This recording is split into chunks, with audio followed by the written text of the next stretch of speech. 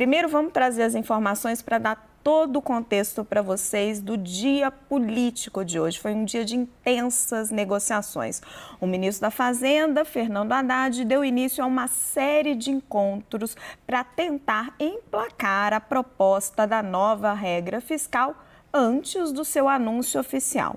O ministro disse que a proposta do novo marco foi bem recebida pelos presidentes da Câmara e do Senado. Vamos ver na reportagem da Marina Demore.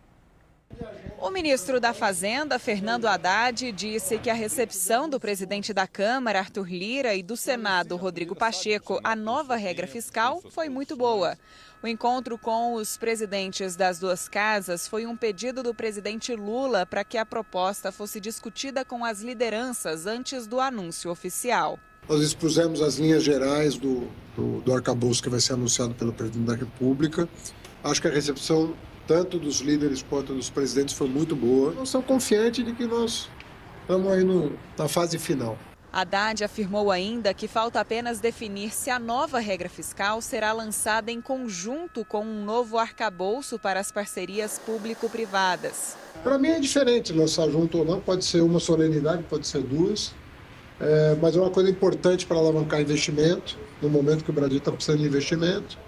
E ter uma conta sobre vinculações constitucionais que nós estamos fazendo também para ter segurança sobre os parâmetros. O presidente Lula pediu mais estudos sobre a nova regra fiscal que vai substituir o teto de gastos. Segundo relatos feitos à CNN, Lula gostou da proposta, mas quer mais análises sobre a sua viabilidade. Fontes do Ministério da Fazenda disseram que o plano deve ser algo como um gatilho relacionado à arrecadação federal. A expectativa é de que até o final dessa semana o texto seja oficialmente anunciado.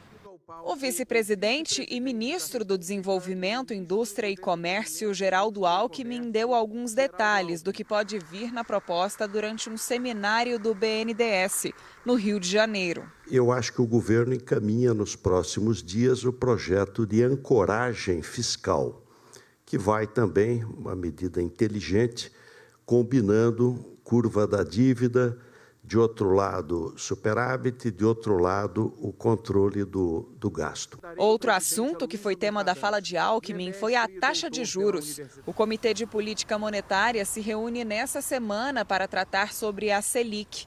A expectativa do mercado é que o Banco Central mantenha a taxa de juros nos atuais 13,75% ao ano. Não há nada que justifique ter 8% de juros real acima da inflação quando não há demanda explodindo e, de outro lado, quando o mundo inteiro tem praticamente juros negativos.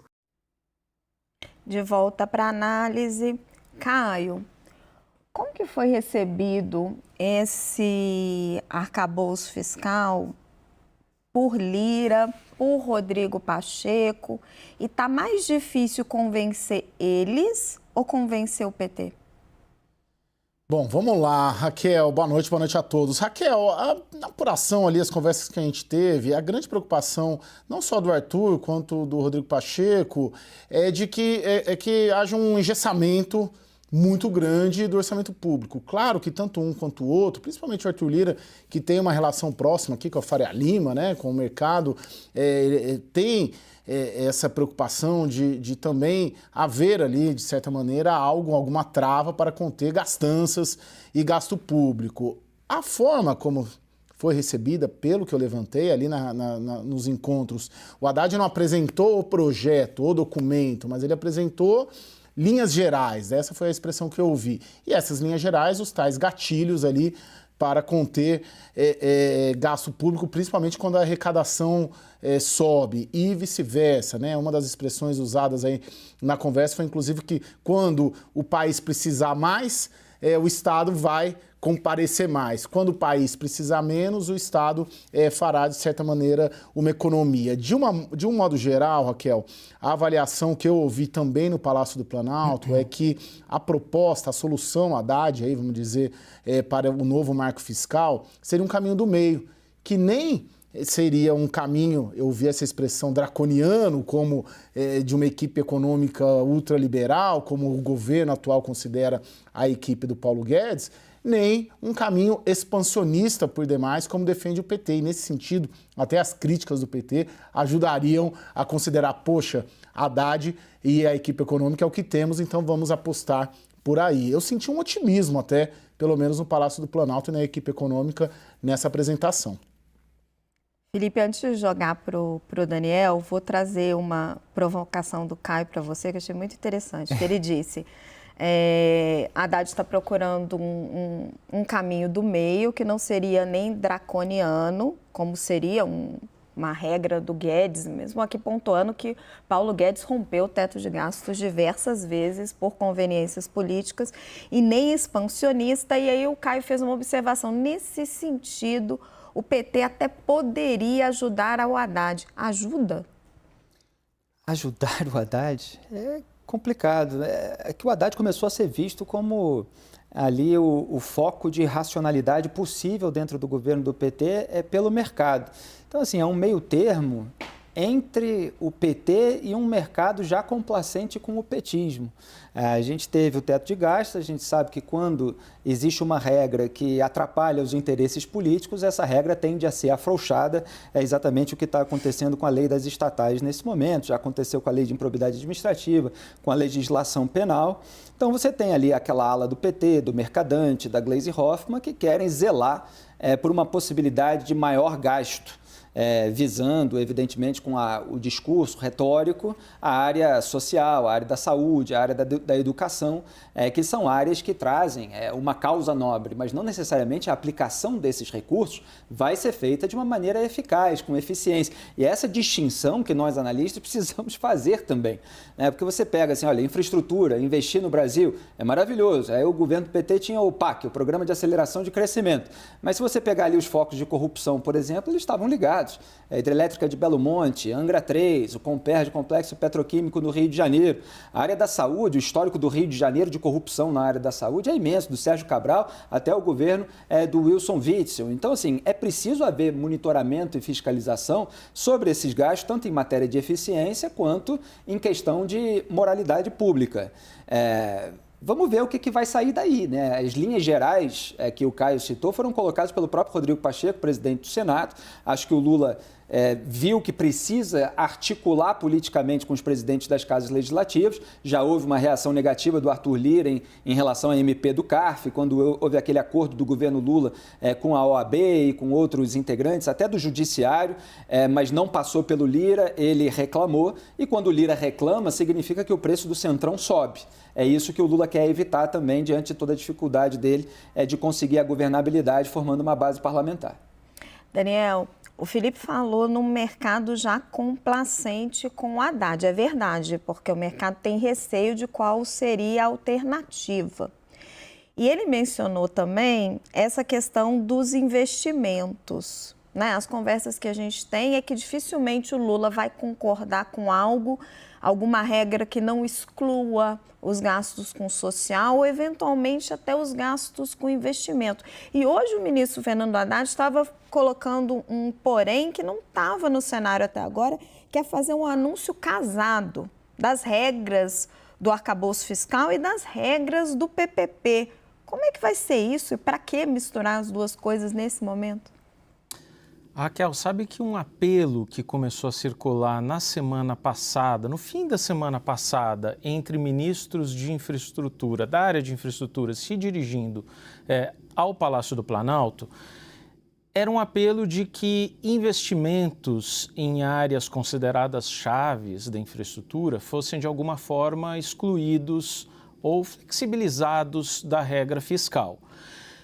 Com uma premissa de que, neste ano, por causa da PEC do estouro, houve um espaço muito grande para aceleração desses investimentos e que, se houvesse uma regra muito rígida, poderia haver o que esses ministros têm chamado de voo de galinha. Muito bem, esse apelo chegou ao Palácio do Planalto, encontrou amparo no ministro da Casa Civil, Rui Costa, que tem colocado, sim, ressalvas há uma regra mais rígida do ponto de vista fiscal, do ponto de vista de teto de gastos, não só para educação e saúde, mas para investimentos em infraestrutura.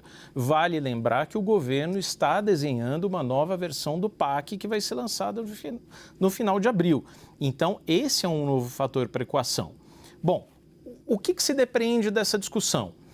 Ao mesmo tempo em que Lula é pressionado para dar mais flexibilidade para investimentos públicos, entra a Fazenda nessa história, o Ministério da Fazenda, e prepara uma nova regra para parcerias público-privadas, tentando dar mais garantias para a parte do privado.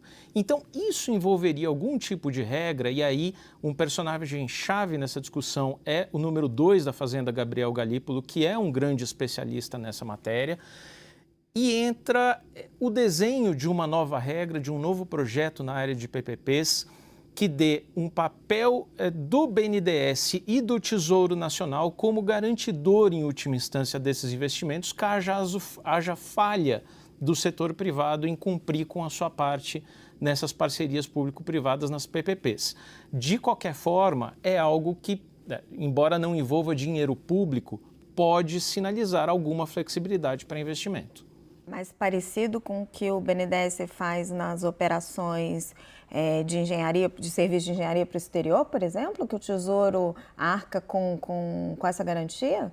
Tem duas mudanças principais que estavam sendo discutidas. Eu não tenho apuração se isso chegou na versão final do projeto. Dois pontos importantes dessa mudança na Lei Geral das PPPs. Primeira, o BNDES ter uma participação maior nos financiamentos de PPPs, mas assumindo o seu crédito, o seu desembolso, o seu empréstimo numa parceria público-privada, como tendo o maior risco de crédito. Portanto, se houver algum calote, o primeiro a acusar o calote é o BNDES e não o financiador, digamos, um banco comercial que esteja por ali também.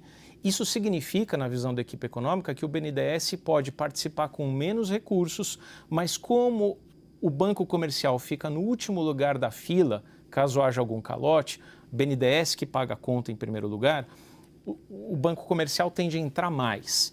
O segundo ponto, a segunda mudança, seria a garantia do Tesouro Nacional. Hoje, um estado, um município que faz uma PPP, ele precisa ter um fundo garantidor.